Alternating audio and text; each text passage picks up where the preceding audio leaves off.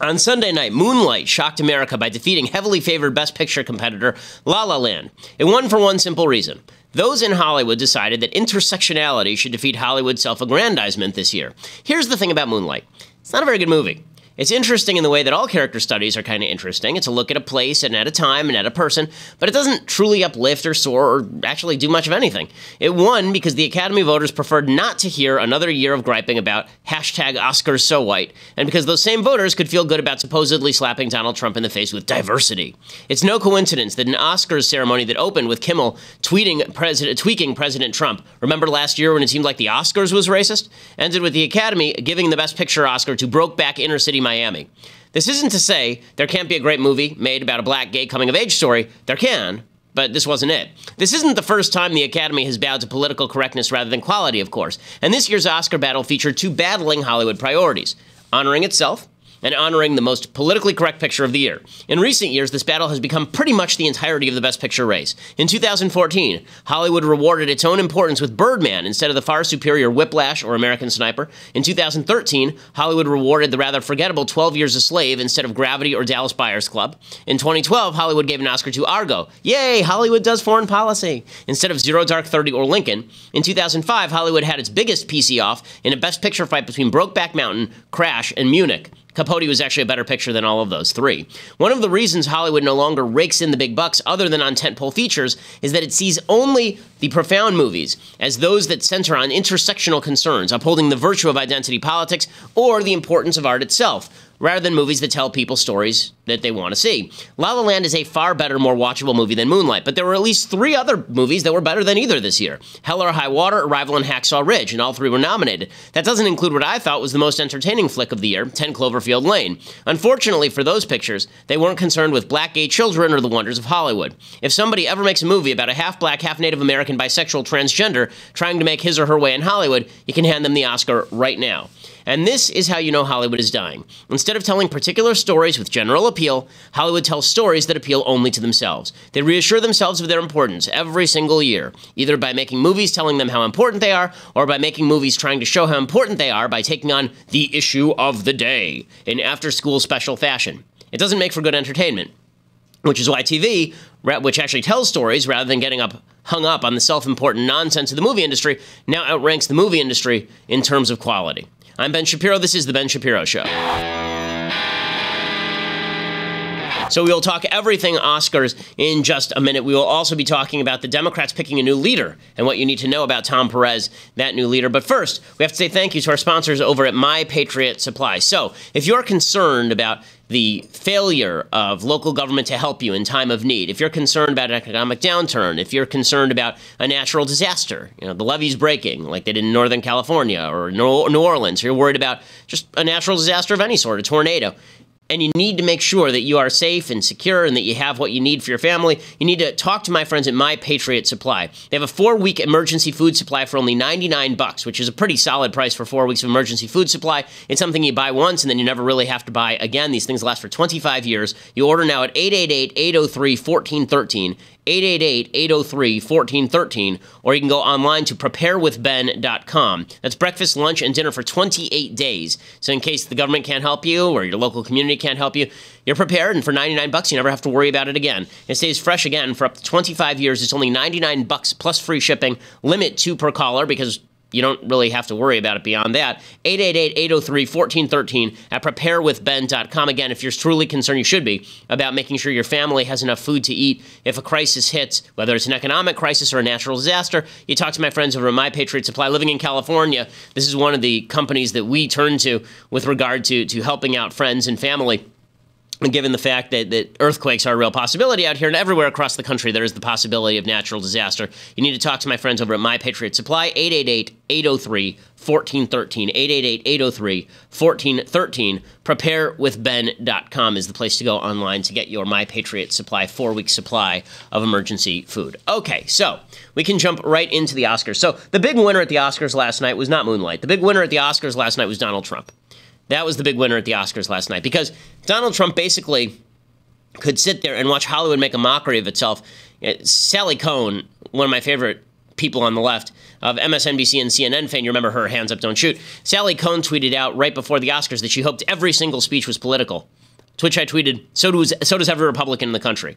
We all want every speech to be political. Because the more political these speeches are, the better off Republicans are, because watching all of these sort of comforted, rich, limousine liberal socialists ripping on America is really something that off-puts a lot of voters, and people react to that by voting for people on the Republican side of the aisle. Hollywood has never driven people into the arms of the Democrats, except through kind of their subtle cultural moments, but they don't drive people into the arms of the Democrats by just shouting about how terrible Republicans are. This is something that Hollywood gets wrong. The stuff that Hollywood is good at, creating story, creating character, that stuff can help convince people that Democrats are right. But it doesn't convince people Democrats are right when Marlon Brando sends up Sachin Littlefeather at the Oscars in 1973, a Native American spokeswoman, to pick up his award and rant and rave about how America's mean to the Native Americans. Nobody voted Democrat because of that. And nobody voted Democrat in 2003 because Michael Moore got up at the Oscars and talked about the fictional president, George W. Bush, getting us into a fictional war. Hollywood people think that we want to hear what they have to say. We don't. We want to hear the stories they have to tell, but we don't actually want to hear the things they have to say, because the things they have to say are generally stupid. They don't know anything about politics, so why in the world would we listen to them when it comes to politics? But again, Hollywood doesn't know that. So instead, what Hollywood does is they think that we're watching because we want to hear their opinions on politics. So Jimmy Kimmel just couldn't help himself. He opened up with a bunch of jokes about Trump. Here were just a few of them. And it was joke after joke about Donald Trump and how terrible Trump was. And look how wonderful we are. And we love Meryl Streep. And Meryl Streep's the best because she made fun of Donald Trump that one time at some ceremony. And yeah, we love her. And sure, she was in a really crappy movie, Florence Foster Jenkins, that nobody ever saw. But it doesn't matter because Meryl Streep, guys, Meryl Streep. So, yeah, he does all of these jokes in a row about Donald Trump, and we're all supposed to sit there and be like, yeah, this is great, yeah. Well, the real reaction is, can you guys get over yourselves, please? Really, this is the best that you can do? These are your best jokes about Donald Trump, calling him racist, and calling, presumably, the people who voted for him racist? And that's a great way to alienate an audience that's already not watching any of your Best Picture nominees. Nothing that was nominated for Best Picture this year did well at the box office. I think the only exception, as far as a movie that did well at the box office, was Arrival. I'm not aware of any other movie that was nominated for Best Picture this year that did over $100 million in business. Did Arrival end up doing $100 million in business? If it did, it was real close. So it was not a blockbuster blowout out of the ballpark. It was a good movie. I enjoyed it, but all of the movies that were nominated this year, again, were seen by pretty much the people in this particular room. And then it didn't stop there. The self-aggrandizement of Hollywood is just unending. Viola Davis won Best Supporting Actress for her role in Suicide Squad. Oh, no, sorry. It was no, not for Suicide Squad. It was for her role in, what was the name of that movie? Fences. Sorry, I got that wrong. But Viola Davis, I thought she was fantastic in Suicide Squad. That's why I thought that she had to win. So was that guy who, shot fire from his fingers and everything. Anyway, Viola Davis, she gets up and she gives this speech. We're the only profession, the only one, that celebrates what it means to live a life. So I was complaining before this show started today that I'm kind of tired. You know the reason I'm kind of tired today? Because my wife has woken up the last several mornings at 4 o'clock in the morning to go into the hospital because she is a doctor and she's in her residency, which means she's getting up at 4 o'clock in the morning to help people who in some cases are terminally ill. Clearly, the only profession that cares about living a life, that honors and celebrates living a life, is Hollywood. And it's so just bleh, when Viola Davis says stuff like this. The fact is, the vast majority of people in the United States work jobs where they're helping each other live better lives. But the artists have to pat themselves on the back. And this is what I was saying at the very beginning. The artists in Hollywood have to make themselves feel important one of two ways, because otherwise they're just reading lines for a living and wearing funny costumes. So they have to make themselves feel important one of two ways. One is they make important stories, right? We're going to make a story about a black gay Ute living in Miami, right? That's going to be the thing that makes us important. Or, alternatively, we have to talk about how important we are to everybody else. Now, I don't get on the air every morning and talk about how important my job is. Right? I don't, because it's either important to you or it's not important to you, but I don't have to preach how important what I do is to you because you'll decide for yourself. And I think that's true for the vast majority of people. When you call a plumber, he doesn't show up to your house and go, you know what? It's really important I fix your toilet today. I'm the guy who stands between you and crap running over your floor. Right? The plumber doesn't do that. He just goes and he fixes your stuff. But the artist community, because they understand that people sort of see them as frivolous, they feel the necessity to go out and talk about how special they are all the time. And this is not underestimating art. I love art. I love the movies. I love books.